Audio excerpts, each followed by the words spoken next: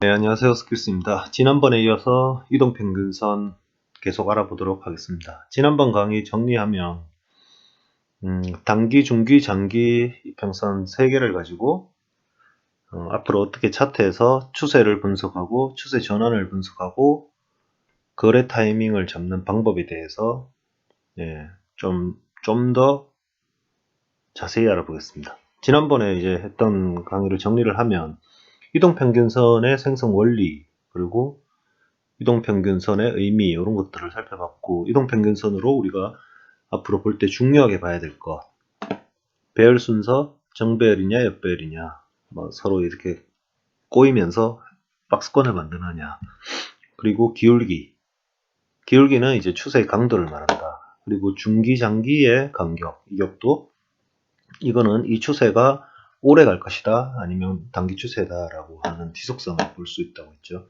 그리고 이동평균선의 단점도 같습니다. 제 급등 급락하는 거를 잡기가 힘들다. 단순히 그리고 이론상의 골든 크로스, 데드 크로스를 가지고 타이밍을 잡기에는 늦다. 실질적으로 늦다. 그리고 실제 차트에서 확인해 보면 골든 크로스, 데드 크로스, 골든 크로스는 이제 매수 타이밍인데 골든 크로스 나온 이후에 보면 조정이 왔다가 올라가는 경우, 또는 이게 단기 추세라고 하면 조정이 아니고 골든 크로스 난 이후에 다시 하락으로 전환되는 경우, 이런 경우에 이제 손실로 끝나는 경우가 굉장히 많거든요. 이론상으로는 그렇고, 그거를 어떻게 극복할 것인가에 대해서 한번 알아보도록 하겠습니다. 자, 그 전에 이제 차트는 아니지만 제가 예제로, 교육 자료로 예제로 해놓은 이동평균선을 활용한 거래 예시 해가지고 3가지 정도를 한번 간단히 보고 차트를 보겠습니다. 자, 일단 차트를 보시죠. 거래를 피해야 할 장. 이제 배열이나 기울기, 그리고 중장기의 이격도를 전체적으로 보면 요런 경우, 단기하고 중기하고 이렇게 꼬이는 경우, 이때는 이평선이 이렇게 꼬인다는 거는 현재 가격이 방향성이 없다는 뜻이고, 모양으로 봐서는 박스권이 만들어지는 거죠. 이때는 박스권일 때는 이평선으로 거래하기가 쉽지가 않습니다. 권장하지는 않습니다. 그리고 이평선은 항상 추세장 거래에 강력한 툴이라는 것을 기억하시면 되겠습니다. 자, 그 이후에 박스권 이후에 박스권 돌파가 나오고 나서 아주 기울기가 가파른 강한 추세장이 나왔죠.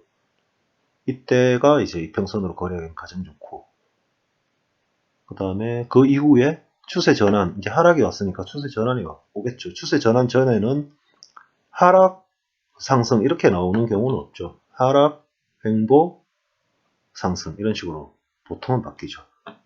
그럴 때 이제 횡보장 이때가 잠깐 나왔다가 확실히 이 박스권이 돌파됐을 때 다시 상승 전환된 정배열의 시장이 나온다.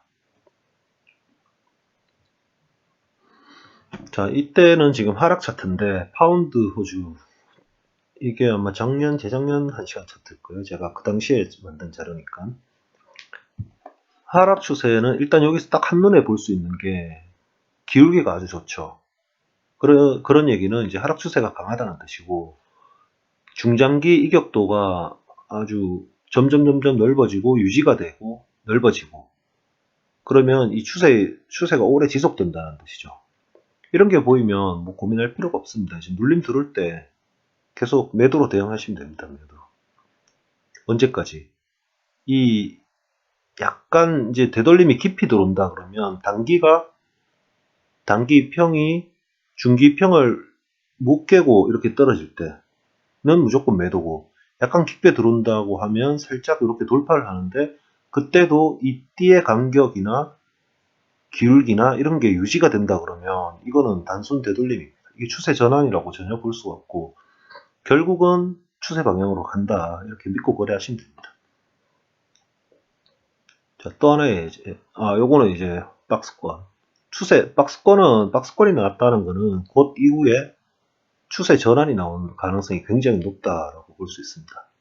자, 박스권에서는 이평선 기준으로만 봐서는 이 캔들을 보시지 말고 이평선을 보십시오. 이평선 기준으로 봤을 때는 전혀 거래를 할 수 없는 상황이죠. 박스권이 오래 지속되다가 단기 이평선이 이렇게 빵 뛰어오르고 나머지 중기, 장기가 기울기가 나오기 시작하고 간격이 넓어지기 시작할 때부터 이제 그 정배열이 만들어지면서 상승 추세가 만들어지는 거죠. 이때부터 이제 충분히 확인하고 이때 이 그림을 찾아가지고 거래를 하셔도 좋은 거래 나올 수 있다. 물론 스캘핑 하기에는 이거는 좀 맞지는 않죠. 스캘핑도 물론 타임프레임이 지금 몇 시간짜리인지는 알 수 없잖아요. 낮은 타임프레임에 가서 같은 방식으로 거래하면 방법은 똑같습니다. 그리고 이제 이평선으로 거래에 진입하고 뭐 이런 거를 타이밍을 찾기 힘든 경우, 추세를 분석하기 힘든 경우, 이런 경우죠. 이런 경우는, 이런 종목은 거래를 패스해야 돼요. 패스해야 됩니다. 자, 그러면 우리가 앞전에도 제가 얘기 들었듯이 거래하는데 필수적인 요소, 추세를 분석해야 되고, 그리고 추세가 전환되는 시점을 우리가 타이밍을 찾아야 되고, 그리고 눌림이 왔을 때 더 디테일하게 가보면 하락 추세, 그러니까 역배열이죠. 역배열일 때 되돌림이 올 때 어디까지가 되돌림 끝이고 다시 추세 방향으로 가는지 그 타이밍, 결국은 하락 추세의 매도 타이밍, 그리고 상승 추세 때 눌림이 어디까지 들어오고 얼마큼 깊게 들어오고 눌림의 끝 지점, 그러니까 눌림이 들어오고 다시 추세 방향으로 갈 때, 그때가 매수 타이밍이죠. 그걸 어떻게 판단할 거냐. 평선만 가지고는 앞에도 얘기했지만 타이밍이 늦다. 그때 확인하는 게 이제 MACD를 저는 권장하는데, 뭐 스토캐스틱이나 뭐 이런 것들도 다 마찬가지긴 한데 결국은 MACD가 저는 가장 좋은 것 같아요. MACD에 이제 여기 보시면 무빙 에버리지, 컨버전스, 다이버전스잖아요. 발산과 확산인데 결국은 MACD가 무빙 에버리지를 이동평균선을 좀 더 디테일하게 한 타이밍 빠르게 분석하기 위해서 나온 보조지표입니다.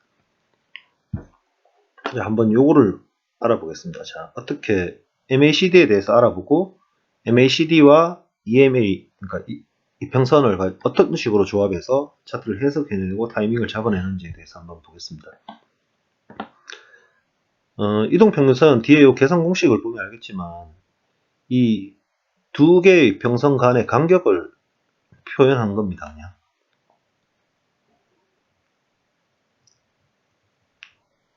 계산식을 한번 보면 MACD선, MACD선이 있고 뒤에 보면 또 시그널선이라는 게 있죠. 그 다음에 히스토그램이라는 게 있습니다. 세 가지 구성 요소로 만들어지는데 첫 번째 이제 MACD선이 가장 중요하죠. MACD선은 Fast EMA, Slow EMA. 그러니까 단기평에서 장기평을 뺀 값입니다. 결국은 이 단기평과 장기평의 중기가 됐건 장기가 됐건 이 둘 간의 이격도를 얘기하는 거죠. 그 값이 이제 좌표값을 연결한 것이 MACD 선입니다. 근데 현재 위치 여기가 이제 가격 0이라고 치면 0이거든요. 0이라는 뜻은 이 단기평 빼기 장기평이 0이라는 뜻은 크로스라는 거죠. 그러니까 단기와 장기평이 차이가 없다는 뜻. 예. 즉 정리를 하면 MACD 선이 위에 있다가 0선 위에 있다가 0선 아래로 크로스 될 때 그때가 데드 크로스 나온다는 뜻이고, MACD 선이 0선 아래에서 놀다가 0선과 크로스 되는 시점, 이때가 골든 크로스 나오는 시점이라고 이해를 하시면 됩니다. 이해가 아니고 공식이 그렇습니다. 자, 그거 하나 기억해 주시고, 그러면 요 MACD 선 하나만 가지고 우리가 이론적으로 거래를 한다 그러면, 자, 0선 위에서 놀 때는 0선 위에서 놀다가 0선을 하락 돌파한다. 그럼 이때가 매도 타이밍입니다. 자, 0선 MACD 선이 0선 밑에 있다가 0선을 돌파하는 시점, 이때가 매수 타이밍입니다. 이 얘기는 이평선 없어도 MACD 선만 봐도 골든 크로스, 데드 크로스를 잡아낼 수 있다는 뜻이죠. 근데 첫 번째 거는 뭐 데드 크로스에 숏 잡아서 잘 갔지만 두 번째 타이밍에 보면 골든 크로스죠. 골든 크로스 이평선은 요 밑에 있고 캔들은 이미 위에, 현재 가격은 이미 위에 가 있잖아요. 골든 크로스라고 해서 여기서 섣불리 매수를 잡았다가는 손절당한다. 여기가 딱 그런 케이스죠. 예, 어쨌든 지금은 MACD 이평과 MACD에 대해서 원리를 먼저 이해하는 시간이니까 한번 계속 보겠습니다. MACD는 그런 의미고, 결국 단기평, 장기평 또는 뭐 단기평, 중기평 간의 설정값에 따라서 다르겠지만 두 이평선 간의 간격을 얘기한다. 그렇게 이해하시면 됩니다. 그리고 시그널선은 이 MACD 선을 다시 평균값을 구하는 겁니다. MACD 선의 EMA. 나중에 설정값 보면 디폴트는 단기는 12일선, 장기는 26일선, 그리고 시그널선은 9일선, 이런 식으로 기본적인 세팅값이 어떤 툴이든지 그렇습니다. 그 얘기는 12일선과 26일선 간격 차이를 MACD선을 구하고, 이 MACD선을 다시 9EMA 한 것. 그러니까 MACD 좌표값이 이렇게 있을 거 아니에요. 좌표값이라고 하면 캔들 하나 기준으로 보시면 됩니다. 그러면 9EMA라는 거는 이 MACD의 캔들 9개 값을 다시 9로 캔들 9개 값의 평균값, 그걸 선으로 쭉 연결한 게 시그널선이 됩니다. 히스토그램은 이 MACD와 시그널선의 또 간격 차이, 그렇게 이해하시면 되고, 히스토그램은 저도 이 거래할 때 이거를 꺼놓고 안 봅니다. 선만 봅니다. 그러면 이평선의 골든 크로스, 데드 크로스를 우리가 매수와 매도의 신호를 삼듯이 MACD의 이 MACD 선과 시그널 선의 골든 크로스, 데드 크로스를 우리가 거래의 타이밍으로 잡아서 쓴다는 거죠. 왜 그러느냐? 여기보다 여기 타이밍이 빠르다는 거죠. 왜냐하면 이 MACD가 중장기 간격 차이, 그러니까 간격이 붙기 직전에 우리가 여기가 이제 영선을 크로스할 때, MACD가 영선을 크로스할 때, 이 타이밍이죠. 이 타이밍 때 이평선을 보면 골든 크로스, 데드 크로스가 일어나는 타이밍인데, 이 MACD 선, 그러니까 즉 이평선의 간격을 다시 9개의 값으로 평균한 값의 시그널선이잖아요. 그거 두 개가 크로스가 먼저 일어난다는 거예요, 타이밍이. 그러면 MACD 시그널선의 크로스는 여기서 나오죠. 이게 나오고 나서 얼마 가지 않아서 이평선의 크로스가 나온다. 영선을 크로스하는 이평선의 크로스가 나온다. 물론 여기도 계속해서 보겠습니다. 자, 여기서 다시 골든 크로스, 여기서 데드 크로스가 나왔다. 이 예제 차트만 봐서도 지금 몇 분 차트인지는 모르겠지만 캔들로 치면 하나, 둘, 셋, 넷, 다섯 개, 한 13개의 캔들 정도, 15개? 15개에서 13개에서 15개 정도 캔들의 타이밍을 먼저 잡아준 게 MACD입니다. 그리고 골든 크로스 나올 때도, 요거는 이제 패턴은 나중에 얘기해 드릴게요. 지금 모양 보면 이렇게 더블 바텀을 만들고 크로스가 나왔죠. 그러고 나서 얼마 안 있다가 이평선의 크로스가 나옵니다. MACD 선이 영선을 돌파할 때가 중장기 이평 크로스가 나온다고 얘기했잖아요. 근데 실제 아까 이 예제죠.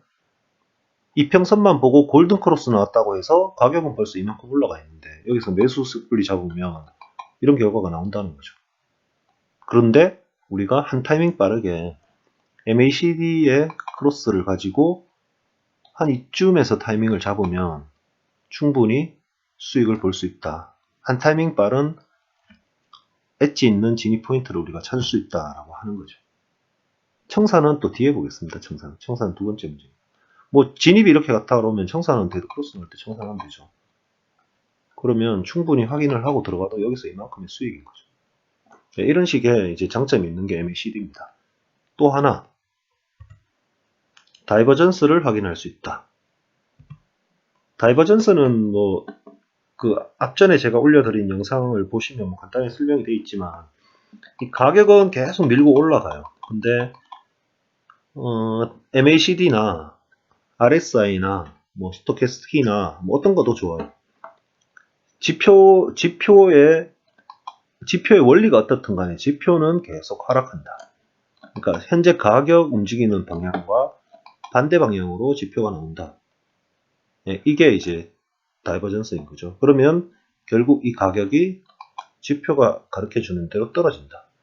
근데 여기서 지표가 왜 이런 원리가 성립이 되는지는 원리를 이해하려면 내가 보고 있는 이게 지표의 계산 공식이든지 생성 원리를 이해를 하셔야 되는데 뭐 RSI도 마찬가지. RSI는 제 기억하기에는 그런 것들은 네이버 찾아보면 다 나옵니다. RSI는 제 기억하기에는 보통 14 RSI가 디폴트 값인가? 그렇죠. 그러면 이 캔들 14개에 정확히 기억이 안 나요. 캔들 14개에 현재 가격이 캔들 14개의 최고가보다 밑에 있다, 위에 있다, 뭐 아니면 전일 대비해서 올랐다, 내렸다, 이거를 이제 값을 구해가지고 선으로 연결해 놓은 걸로 제가 기억하는데, 저도 이제 안 쓴지, 보조지표 안 쓴지 오래돼가지고, 하여튼 뭐 그건 찾아보시면 그렇게 돼 있을 겁니다. 스토캐스틱은 뭐, 예를 들어 뭐 5일선, 스토캐스틱 설정값이 패스트가 오고, 그것도 패스트, K값, D값 뭐 이렇게 나온다.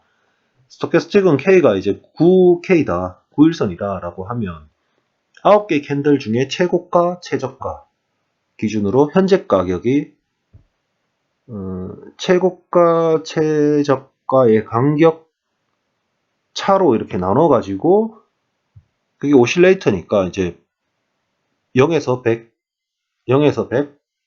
사이에 위치 좌표값을 표현해 주는 게 스토캐스틱이에요. 그래서 최근 움직임 대비 고가 저가의 간격보다 현재 가격에 나눴을 때 위치가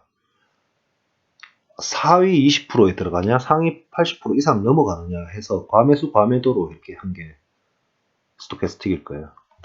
그럼 어쨌든 그거는 계산 공식은 찾아보는데, 어쨌든 스토캐스틱에도 현재 가격과 다르게 가는 반대의 움직임이 보이면 다이버전스를 확인할 수가 있고, RSI도 마찬가지. 그리고 이 MACD도 다이버전스를 확인하는데 아주 좋은, 제가 셋 중에 하나를 고르라면 저는 MACD를 고릅니다. 다이버전스로 이제 거래를 해석한다고 하면 셋 중에 하나, RSI, 스토캐스틱, MACD 중에 당연히 MACD를 선택할 겁니다. 저는. 자, 다이버전스도 보면 이게 뭐 여러 가지 용어가 있는데, 아까처럼 가격은 올라가고, 가격은 이렇게 올라가고, 지표값은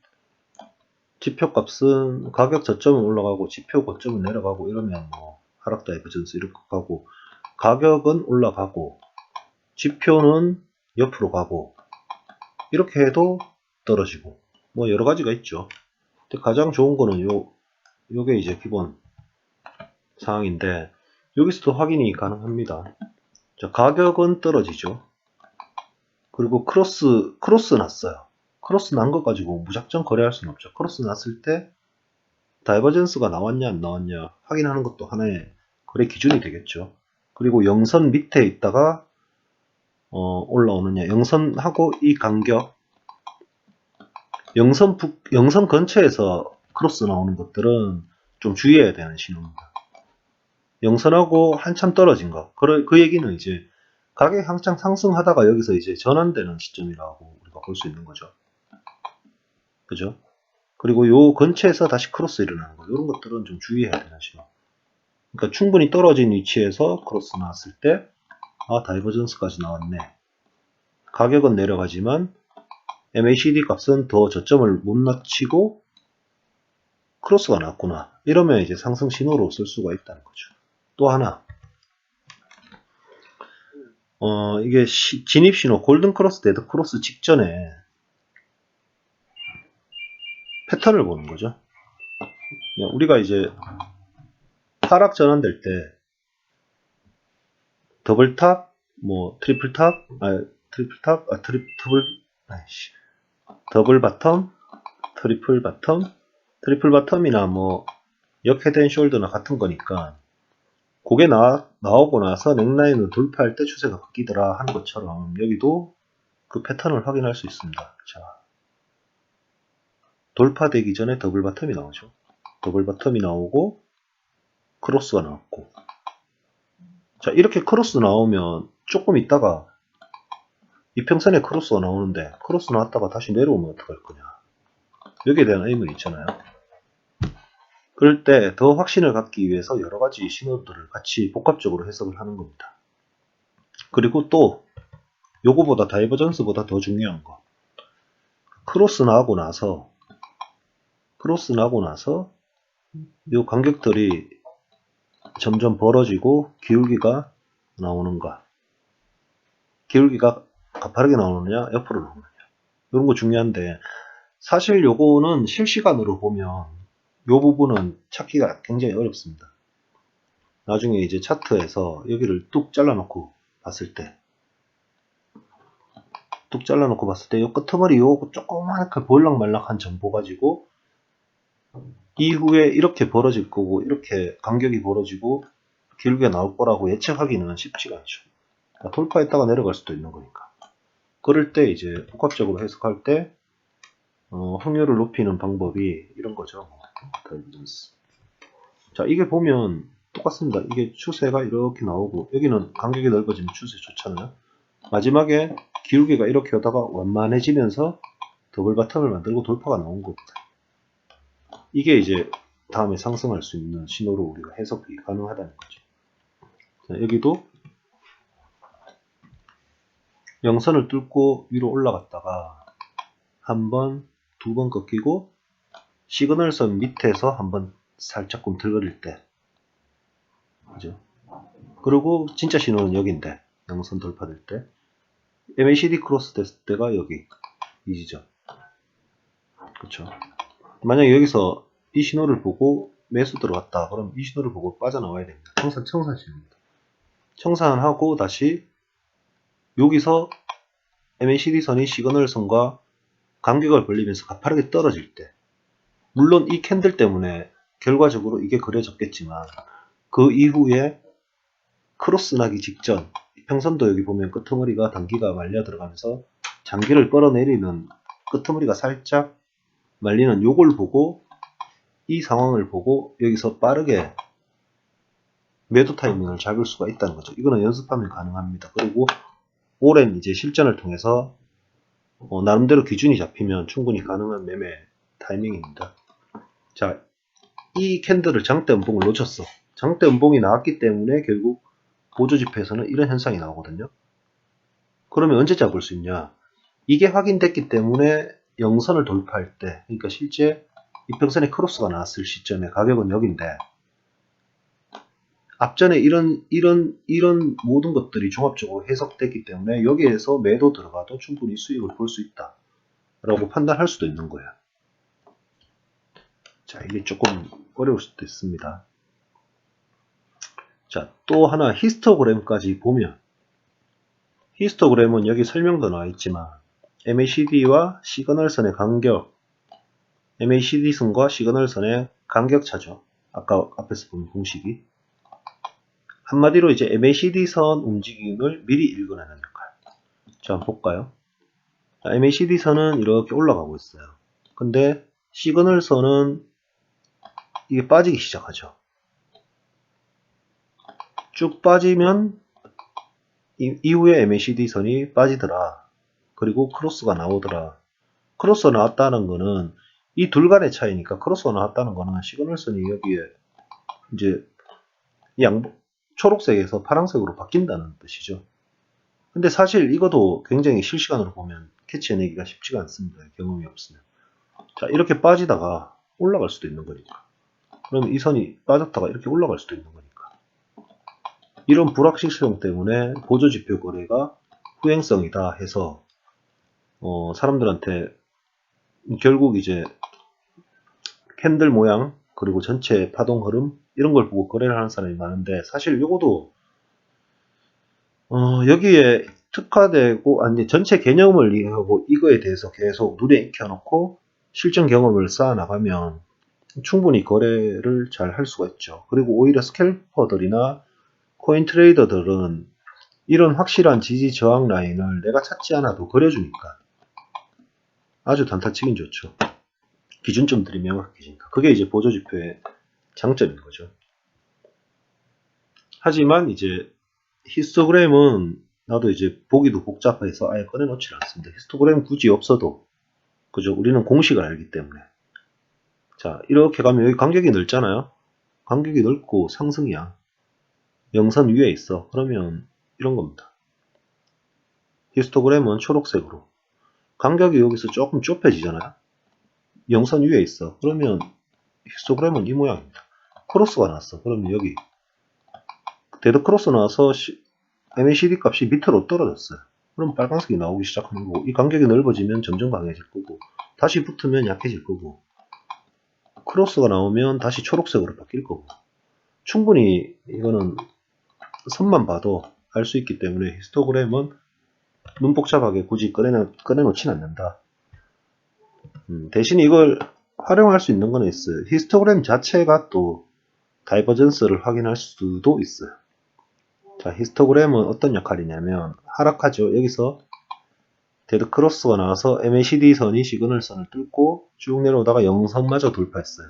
그리고 기울기가 점점 나오고 간격이 가팔라지고 간격이 벌어지고 기울기가 가파르게 나와요.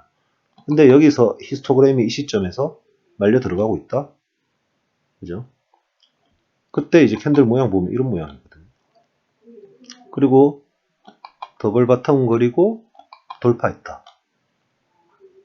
네. 그러면 이때 만약에 매도 타임, 매도를 잡았다. 여기나 여기에서 매도를 잡았다. 그러면 이 신호에서 히스토그램 신호 보고 청산할 수 있다는 거죠. 네, 이 정도만 이해하시면 될 것 같습니다. 히스토그램. 저도 히스토그램은 거래할 때 확인을 하지 않습니다. 왜냐하면 이거 없어도 선만 봐도 충분히 짐작이 되니까. 그리고 또 더 발전하면 MACD와 시그널 선만 있으면 이평선도 없어도 되죠. 근데 우리는 이제 더 확실한 신호를 위해서 조합해서 보는 거를, 조합해서 MACD와 이평선 조합해서 보는 거를 조합해서 보는 방법을 지금 설명드릴 겁니다. 자, 요 설명은 또 세 번째 강의로 미루도록 하겠습니다. 여기까지 일단 기본 이론 해서 마치도록 하겠습니다.